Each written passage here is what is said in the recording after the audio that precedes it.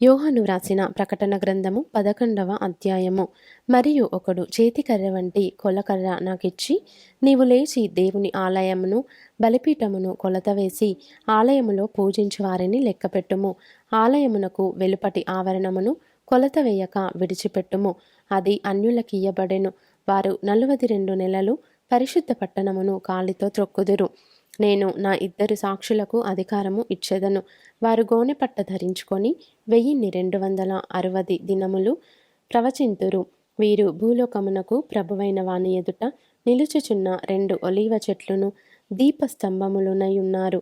ఎవడైనను వారికి హాని చేయనుద్దేశించిన ఎడల వారి నోట నుండి అగ్ని బయలువెడలి వారి శత్రువులను దహించివేయును గనుక ఎవడైనను వారికి హాని చేయనుద్దేశించిన ఎడల అలాగున వాడు చంపబడవలెను.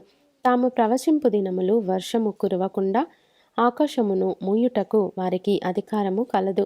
మరియు వారికిష్టమైనప్పుడెల్లా నీళ్లు రక్తముగా చేయుటకును నానా విధములైన తెగుళ్లతో భూమిని బాధించుటకును వారికి అధికారము కలదు. వారు సాక్ష్యము చెప్పుట ముగింపగానే అగాధములో నుండి వచ్చు క్రూర మృగము వారితో యుద్ధము చేసి జయించి వారిని చంపును. వారి శవములు ఆ మహాపట్టణపు సంత వీధిలో పడియుండును. వానికి ఉపమాన రూపముగా సొదొమ అనియు ఐగుప్తు అనియు పేరు. అచ్చట వారి ప్రభువు కూడా సిలువ వేయబడెను.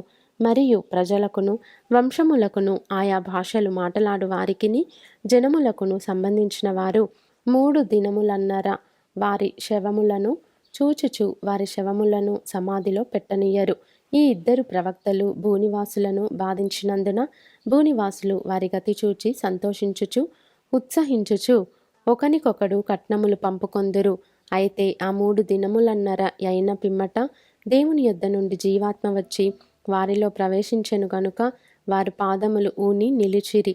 వారిని చూచిన వారికి మిగుల భయము కలిగెను. అప్పుడు ఇక్కడికి ఎక్కిరండని పరలోకము నుండి గొప్ప స్వరము తమతో చెప్పుట వారు విని మేఘారూఢులై పరలోకమునకు ఆరోహణమైరి. వారు పోవుచుండగా వారి శత్రువులు వారిని చూచిరి.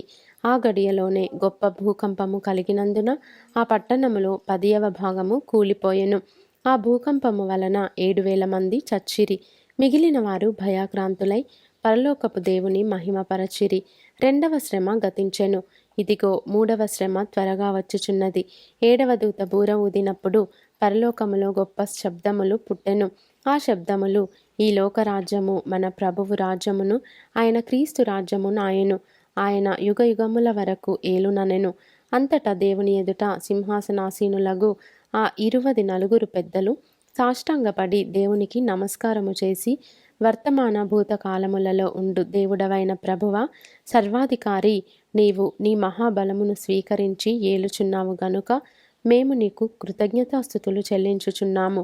జనములు కోపగించినందున నీకు కోపము వచ్చెను. మృతులు తీర్పు పొందుటకును నీ దాసులగు ప్రవక్తలకును పరిశుద్ధులకును నీ నామమునకు భయపడు వారికిని తగిన ఫలమునిచ్చుటకును గొప్పవారేమి కొద్దివారేమి భూమిని నశింపజేయు వారిని నశింపజేయుటకును సమయము వచ్చియున్నదని చెప్పిరి.